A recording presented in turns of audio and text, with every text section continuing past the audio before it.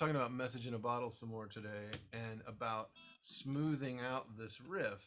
So you've got these first finger extensions going nicely, and you're using the curve a little bit better to be able to get your reach down the neck. Maybe a little tilt of the neck's really nice. This one continues to be the most challenging one, and that's the one where you really need to think about your whole kind of arm position. When I do this, you can see not only is the neck significantly tilted up, but I have a lot of flex in the wrist, and I'm thinking about where to put that thumb. I'll just remind you about that. So, and now I want to just think about these transitions. So it's fun if you can work on it to think about each grip in two phases. So I'm going to start in the beginning, and I'm going to play 1, 2, 3 notes, right? And watch how I make this transition. Is that I'm still holding my second and fourth fingers down as my index finger lifts. And I'm actually going to release that first finger,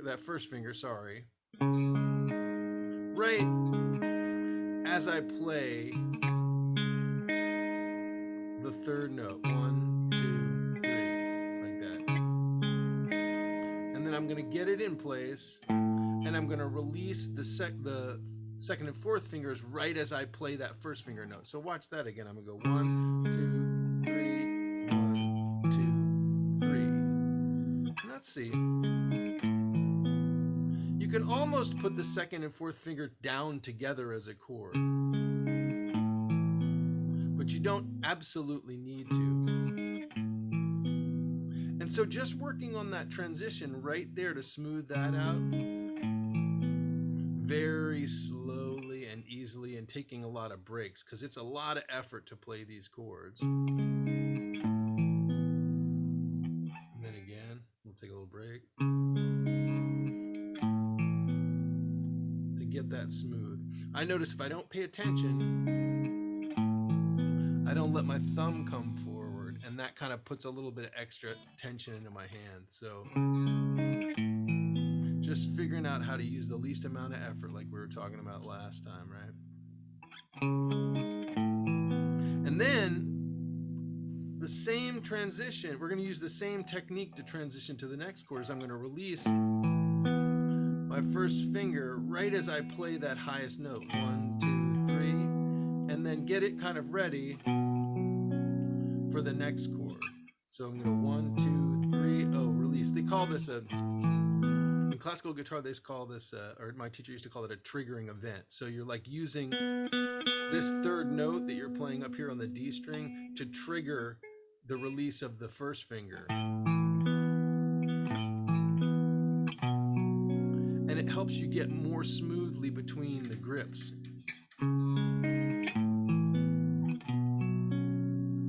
See that? Yeah. Release. Release. And now we've got a big leap. Nothing we can do about it.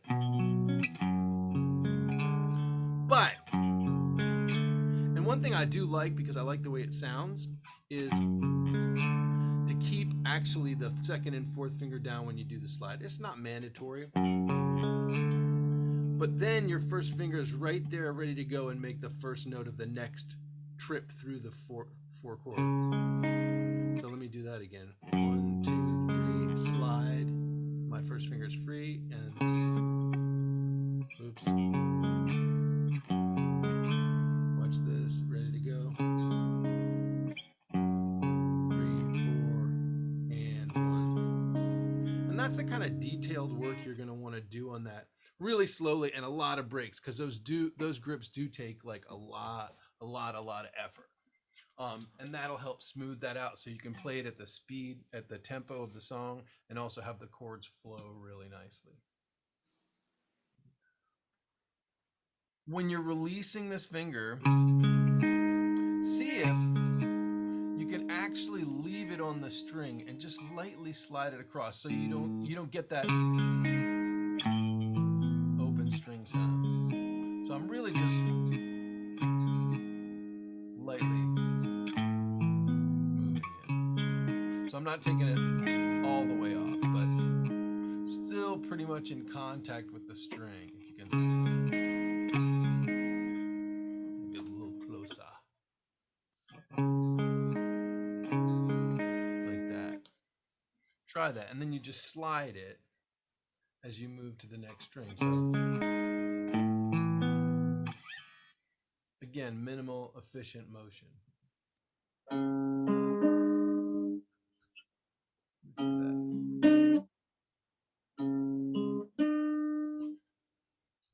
So could I just like leave it on, almost like I'm muting the string? Yeah, totally. Okay.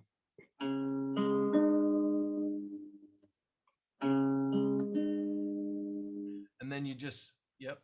As you make the shift to the next chord, you're gonna your hand's gonna slide a little bit. The thumb's probably gonna slide at the same time. But Oh hold shit! on. Yeah. Yep. Okay. But hold on to these until you get there, right? Right. So you're like. Oh yeah. Yep. Go ahead.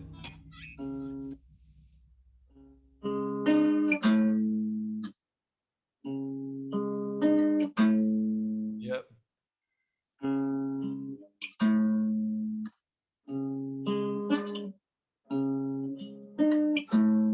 Good. Now can you? Yeah, that's good. So can you do the next piece where you go like so?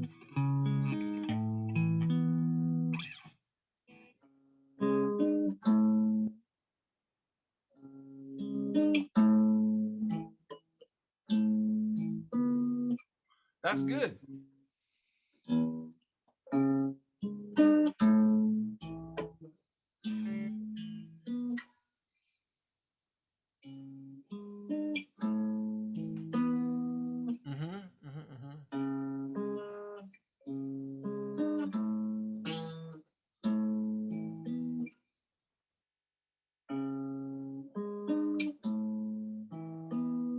Good. Now, what about the next one? Right. So you're here, and then this one is. Oh, you're gonna release that one. See how it comes like right next to the middle finger. Sorry. And I use it to kind of leapfrog. It's always useful to kind of go back and forth, looking at a transition, because. Hang on, I'm gonna talk about it a little bit.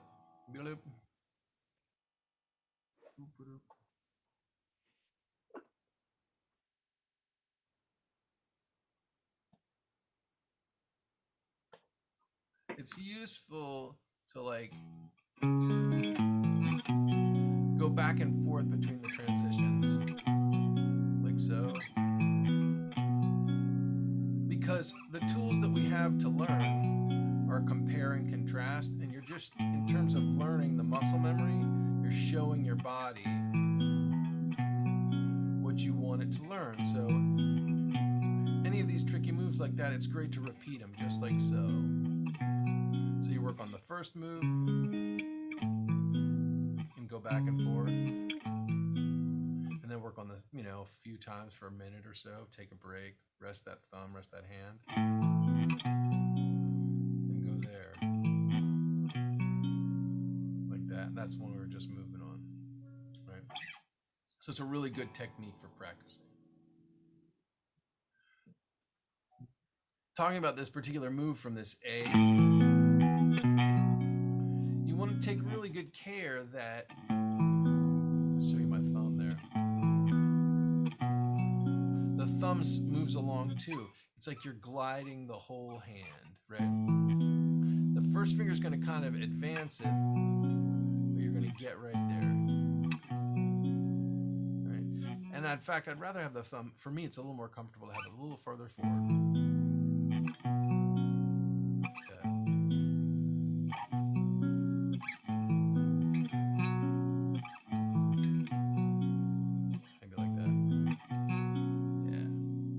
And eventually you'll get familiar enough where these things are that it'll feel like a leap. Like so. It's good. All right, let's try that again.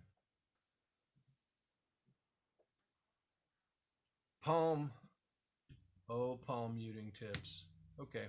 So the trick really is really positioning your hand ever just so that you're very close to the saddles of the bridge here. You don't want to be too far away, otherwise you get no tone. And if you just play this, right, and slide your hand away from the bridge, I'm holding the D chord while I do this.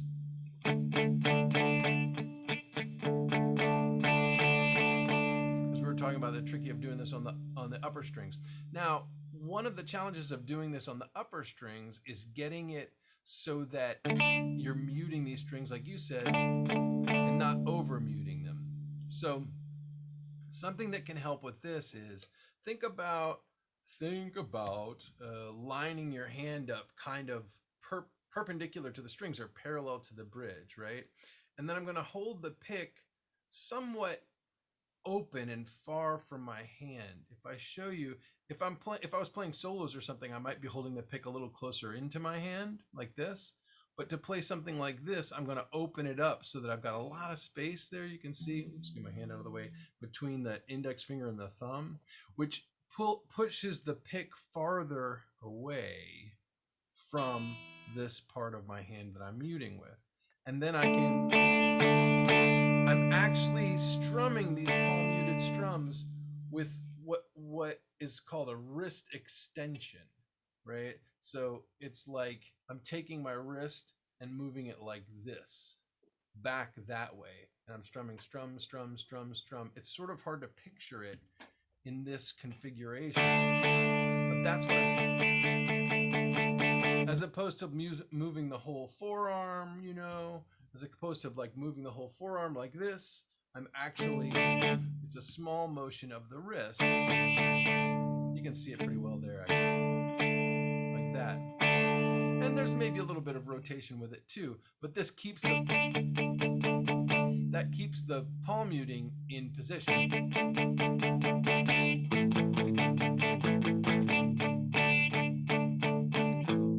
So it basically starts with, you're parallel to the bridge right there.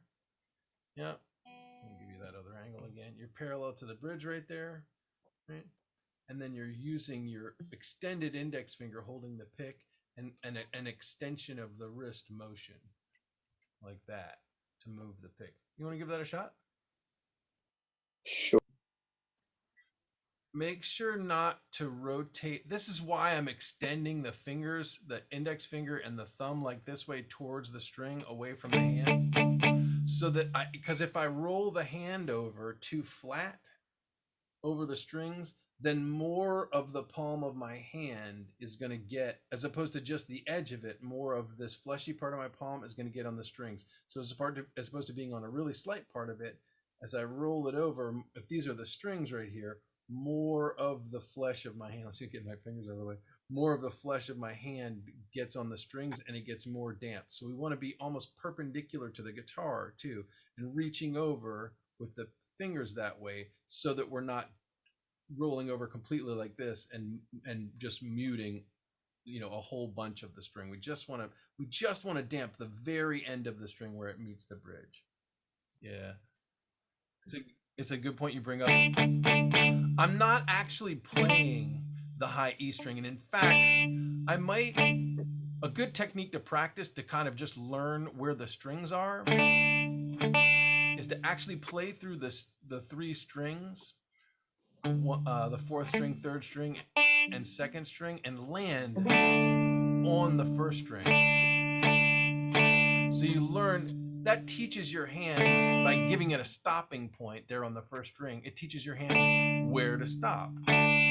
Because for this D power chord, we really don't need and probably don't want the first string. And in real fact, when I'm actually playing this song, look at this, my pick is actually kind of going in a diagonal. You can play either just the fourth and second strings, or the fourth and third strings, or the fourth third and second strings. You can get away with just those two strings.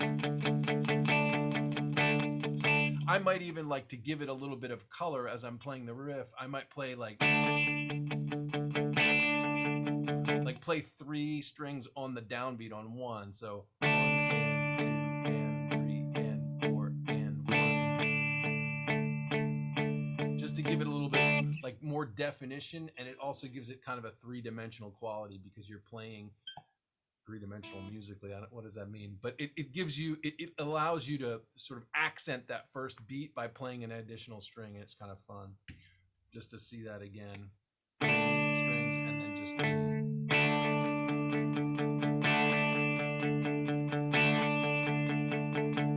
Like the Cars use that on some that technique on some things, and it's something that I do. So I might do it on this thing. But the end all be all where we were is that you don't need to worry about this first string. You can practice some rest strokes to get your range of that.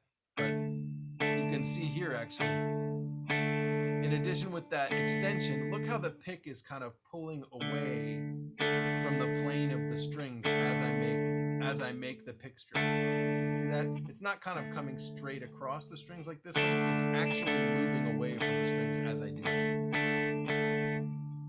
Coming up, I'm actually flexing the wrist, and then coming down, I'm extending. Does that make sense? Right. It's the pick grip that helps facilitate this. So let's see if I can show you this over here. So instead of, I'm just doing this again, it's like instead of like having this curled in here, let me do this with this other camera, it's a little bit better focus. Instead of having the pick held tight in as I would for playing some soloing, something like that, you can see it's really close, it's like a closed mouth. I'm actually going to extend the index finger like this, right? So instead of kind of tight like that and having the finger, instead of having like the finger curled, if I take the thumb out of the way, instead of having the finger kind of curled in like this, I'm actually opening it up like that and bringing the thumb to it there, right? So that there, if I have the pick in like that, you can see that I can actually reach out away from my palm a little bit that way. And that's part of that, of situating the hand such that you can get there. Because if I try to do this with the pick curled in like this, I get a really unsatisfying over damped sound. But if I open the hand a little bit, and you can see, notice how the index finger here is coming away from the ring finger of my right hand, my picking hand. So it's reaching out like this. Oh, look, I'm cheating. I didn't even notice this, but I've got my pinky finger on the high E string.